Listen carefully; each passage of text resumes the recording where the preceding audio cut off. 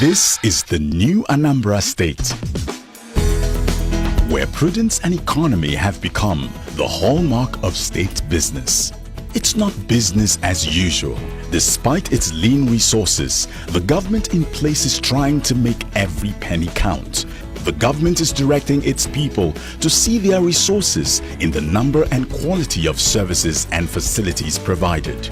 It's laying the foundation for all future development in all sectors to bring about the much-needed integrated development in education, health, social and economic infrastructure.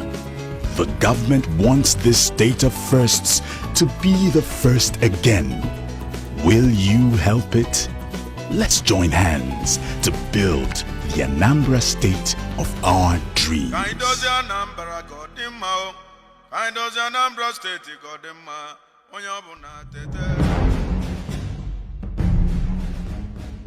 Dateline, March 17, 2006, Awka, Anambra State. Peter Obi was sworn in as governor of the state. His vision for Anambra to develop all sectors simultaneously, summed up in the Anambra Integrated Development Strategy, ANIDS. It's one thing to have a vision, it's another thing to have a strategy for the delivery. ANIDS is a strategy for the delivery of our vision. It is a process that allows us proper planning, budgeting, execution of the plan, supervision, and ensuring delivery of our plan. 8 years later, has Governor Peter Obi's administration performed to par? Has he met his own expectations? Here are the facts, you draw the conclusions. Fact: essentially, he has restored relative peace to the state, creating an enabling environment for inflow of investments and new industries. Fact: he has constructed and rehabilitated over 900 kilometers of roads, giving Anambra perhaps the best rural network of roads in Nigeria. Fact: he has opened up communities with the construction of 28 bridges that have enhanced economic activity across the state. Fact: he has revamped the health sector with the construction of the Anambra State University Teaching Hospital and giving grants to missionary health institutions to enhance service delivery. Now, these institutions have gained accreditation. Fact: he returns schools to the missionaries and still funds them, which has influenced the rise in the standard of education in the state. Fact: he was the first to build 2 mini stadia in the state. Fact: he has built the first state secretariat since the creation of the state. Fact: he has helped light up Anambra, as it were, by distributing over 1,000 transformers throughout the state. Fact: he has cleared the arrears of pensions and gratuities owed by the state since 1996. Fact: he is building 2 major hotels and resource centers at Onitsha and Agulu. And the man is not yet finished. Let's see how he has tried to foster robust communication and ease economic activity among Anambarians by a system of road networks judged to be a regional best in Africa. Anambra State, one of the states south of the Sahara that is committed to achieving the Millennium Development Goals 1 to 8. This it is doing successfully using the framework of the Anambra Integrated Development Strategy, ANIDS. One major Millennium Development Goal, that is A key prerequisite for sustainable development is the ability of rural communities to be accessible or adequately serviced by good roads for the easy movement of people and goods to major towns and markets. Since Governor Peter Obi took over the reins of office, his administration has constructed and rehabilitated over 900 kilometers of roads, and still counting. The major objective here is to build a good network of roads and bridges that will open up access to the outside world for accelerated development, especially for communities that have been locked up for years. The people of Amansi through our family in Awka South are now connected by this new bridge over the Ezo River. When in 2005 the small existing bridge collapsed under heavy traffic, they found it cumbersome accessing the state capital and other parts of the state. Now with this bridge, they have an easy gateway to the state capital, Awka and beyond. So far for this road, it expand canoe, but now people become down and do well. To ease the burden of commuting from Imiata to Umueze Anam, the Obi administration awarded the construction of a new road that is 15 kilometers in length. The road, which runs through Otupu River, means that a bridge had to be built over the river, which had cut off communities on either side. With the Otupu River bridge completed and the entire stretch of the 15-kilometer road nearing completion, the people of Imiata can now heave a sigh of relief as they are now connected to their kith and kin. But that is not all, as their farm produce can now be easily evacuated to larger markets. Predominantly, the people living here, they are farmers. And after farming, first of all, they wouldn't have good farming equipment, so they use hoes and the rest to farm. After farming, although the land is very fertile, they will now suffer to use boats to go through the river to the urban centers like Otuocha and Onitsha to sell their farm products. Sometimes because they can't take their farm products back home, people tend to cheat them. They give them very low prices for their goods, and then at the end of the day, they come back home poor and empty again. So, but with this road, everybody is just praying for the government because they never thought it possible it's not just that they built road, but the quality of the road. Aside from the bridge over Otupu River, the completion of the other bridge with stone pitch embankments in Orumba North has provided a link to various communities in the same local government. It has indeed provided a shorter link for the people of Orumba South, who would have had to travel over 90 minutes going through two local governments, Aniocha and Agwata respectively, to get to the state capital. Now with the road completed, the journey takes about 20 minutes. It is simply wonderful. We've never had it so good. And to go to Apo, from Apo to Agulezi Chukwu takes you about 2 hours. But I believe after this road has been done, 15 minutes to Agulezi Chukwu. The people of Okuna, Nukbaku, are also counting their gains, as the Obi administration has replaced the dangerous triple box culvert with the Bunabo Bridge across the Abibia-Okpuna River. And with the height of the new bridge, the menace of floods on the road during the rainy season will no longer hinder them from their community. This road and bridge also connect communities in Awka North and Awka South. Normally, last 2 years, this place used to be a hectic area during the rainy season. But now, with this, people have been happy, feeling a special grace of God within some years. It will be a thing of the past.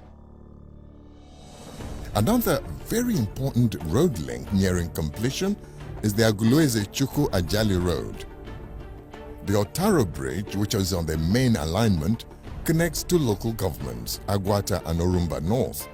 Although it's still under maintenance, it is being used by the people, giving them the shortest link to each other. To access Lilu Town in Ihiala local government, commuters have had to go through the neighboring state Imo. But with the completion of this beautiful road with large box culvert and drainages on both sides, the people have a different story to tell. As they don't come do this one, we are very happy for the work. See, before, if we drop for Ihal, if we are from Lagos or from any place, drop for Ihal, and there is no road to lead you to your destination. So if you ask the Okada people, say no road to Lille. Just of recent, I think last year, they can complete this one, reach here, Akwalili here. The Northia Link Road in Njikoka local government provides passageway not only out to the Onitsha-Enugu Expressway without going through Awka, but also provides the road for students to go to school. There are still numerous major road projects ongoing in the state. The Agulu Bypass Road and Bridget project is earnestly under construction. The aim here is to replace the small bridge and dangerous curves on the road, which had in the past caused accidents with fatalities. These twin 105-meter, 12-meter wide bridges, including 2-meter walkways on either side, are being built at a height of over 20 meters, thus giving commuters a good view of the famous Agulu Lake. Because of the nature of it, it has so many bends.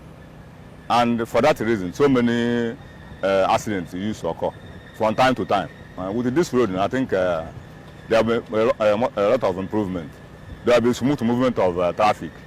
And I'm sure it will reduce that menace, that accident. Everything, we are more safe, even the main road, even the drivers, because the accident were there for a year.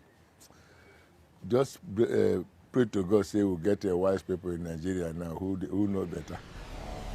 Due to the undulating nature of the terrain, and to further protect the road from being washed away during the rainy season, the line drains are being constructed on both sides of the 3-kilometer stretch.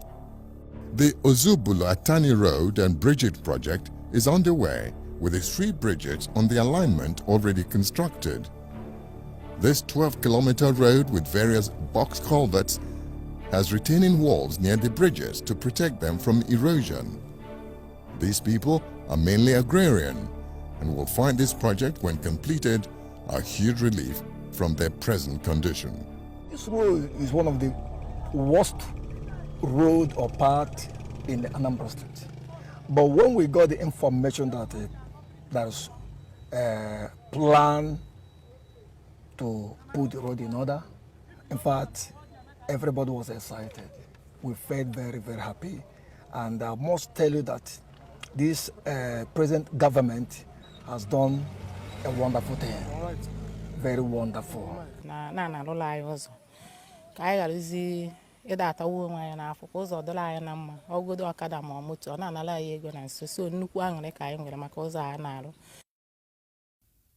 With the numerous road projects ongoing within the state, the Obi administration has taken measures to ensure quality and that the people get value for their money.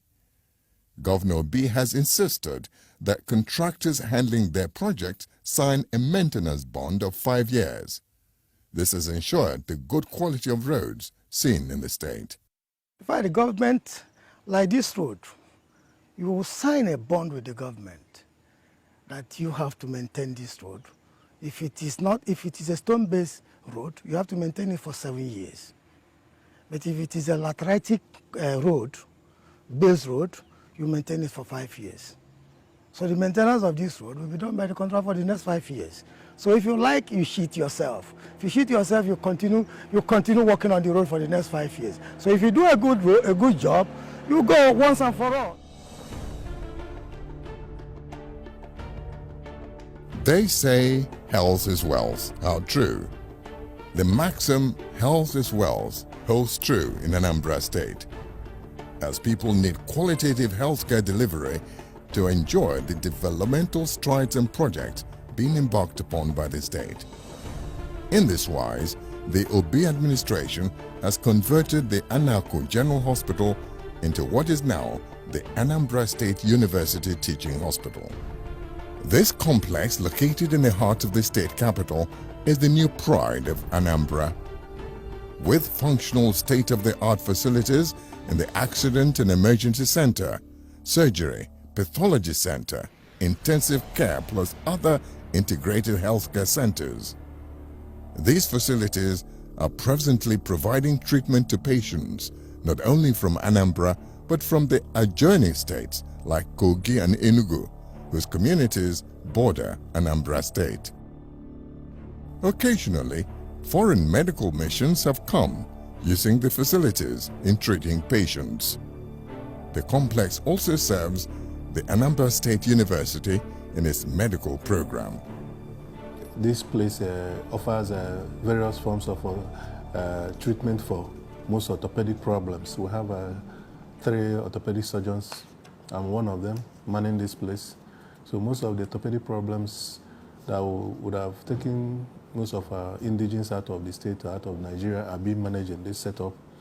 We also have other specialties in surgeries. We have 2 general surgeons. We have 3 urologists. We have 1 ear, nose, and throat surgeon. We have 5 gynecologists and obstetricians. We have a pediatric surgeon, 1 of them. We have we have 2 plastic surgeons. So you can see that if you, for example, if you use surgery to judge, you find out that almost all scopes of surgeries are covered in this hospital. In the Onitsha and Umuleri General Hospitals, the story is the same. The government has intervened with the provision of new facilities and equipment. There is now a dialysis center at the General Hospital, Onitsha. This is Northia Psychiatric Hospital, which now wears a new look with the building of new offices and accommodation for patients. To further enhance primary healthcare delivery, the state government has partnered with various religious bodies that have already established hospitals. To this end, the Obi administration set aside grants worth billions of naira given directly to select missionary healthcare institutions. The money is provided to improve infrastructure for accommodation of staff and students and accredited programs. In the past, the state had distributed medical equipment valued at over 135 million to 105 government and mission healthcare facilities across the state. One of such benefiting missions is the Iyenu Hospital, Ogidi, Udemili North Local Government Area, which is over 100 years old in providing primary healthcare to the people. Historically, it was the first school of midwifery east of the Niger and has delivered many prominent Anambarians, including Emeka Yoko. To keep up the standard of churning out qualified midwives and nurses, the institution has built office and classroom complexes, theaters and doctors' quarters, and is now capable of training 100 midwives and nurses yearly. They came in and they saw healthcare as something that should be done for the masses, and they then saw us, mission institution, especially old ones such as us, as collaborators in the provision of healthcare services, because we do not serve people from the moon. The people who serve here are actually Anambra State's indigents. Our Lady of Lords, Ihiala, has been able to use the grant from the state government to build the Madonna Hostel for School of Midwifery, the Immaculate Heart Hostel for the School of Nursing, and the Hostel for the School of Medical and Laboratory Sciences, which is nearing completion. Just recently, 3 gigantic structures have been also erected in the same direction to provide hostel admission for the students of medical laboratory, students of nursing, students of midwifery. And these have helped a great deal in promoting the school to the highest. In fact, the school is the best in the whole federation. The St. Joseph Hospital at Ezinuku has built with its grant a general outpatient building wing and 2 hostels for the School of Nursing and School of Midwifery. Also, the state government has built the Dr. Winlow Heart Center. The people are looking forward to when the center will be fully operational and they can have the best heart care. Previously, people from the environment somehow, old place always weaken the interest of the people. They always want new places. And so, being an aged hospital, people then were not that patronizing coming to assess their health here. But through the intervention of the government and the projects going on, it started creating interest in the hearts of the people. And if you go out and into the world, you can also see, even though the structures are not completely ready to render service to the people, but that impact of coming in of the government has already created in the minds of the people that something is going on and that will really help them. And they are coming, at least still making use of the old structures within. They are assessing their health. With funds from the state government, St. Charles Borromeo School of Nursing, Fege, Onitsha, is building a 4-story complex that will house the School of Nursing and its hostel. It has already built a befitting doctor's quarters and is currently building more staff quarters within the facility.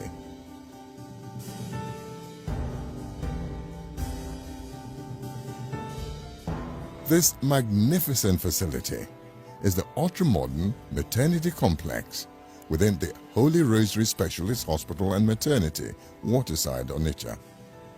The healthcare complex also has a new building for a school of midwifery, which will be put to use as soon as the overhead water tank is completed. Also under construction and nearing completion is the Pharmaceutical Diagnostic Center. But you can see right behind me, this 3-story building, maternity complex, housing the clinic, the delivery area, the postnatal area, the children ward. So it has given a real positive impact to the output of the hospital. Yes, we've been known for quality and standard services, but now you have more accommodation, more room for effective services and proper treatment. One thing is evident. With the upgrading of the schools of nursing and midwifery owned by the missions, it's just a matter of time before Anambra State starts to export highly qualified nurses and midwives to other parts of the country. Convinced that the loss of treasured values and discipline was as a result of government taking over missionary schools, the Obi administration returned 1,040 schools to the Catholic and Anglican missions. He also disbursed funds to each of these institutions for them to, on their own, upgrade their facilities for a better standard of education.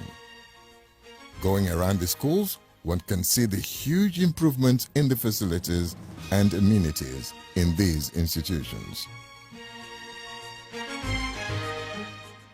The Obi administration has also impacted positively on tertiary institutions.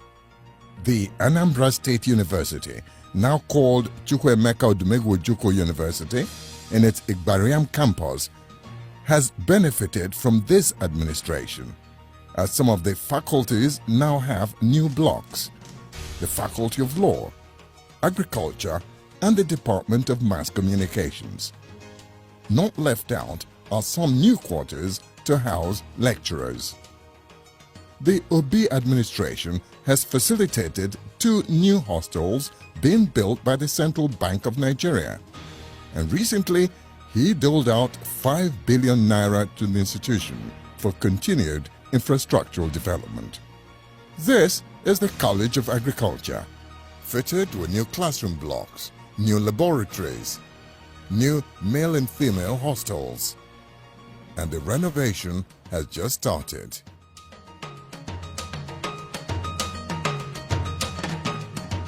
From roads and bridges, integrated healthcare infrastructure to qualitative education, These are in the reckoning of discerning observers, snippets of the vision of the man and his administration, implemented through the instrumentality of ANIDS.